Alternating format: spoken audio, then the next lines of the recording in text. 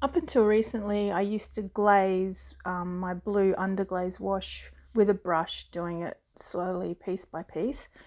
And with larger pieces, it can take such a long time. So recently, I got myself a large bucket and a few bottles of underglaze and watered it down quite a lot.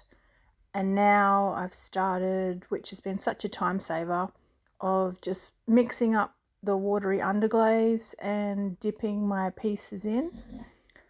And it does settle at the bottom a bit, but I just use a ladle or a brush to stir it up before I go. So it's been such a time saver for me.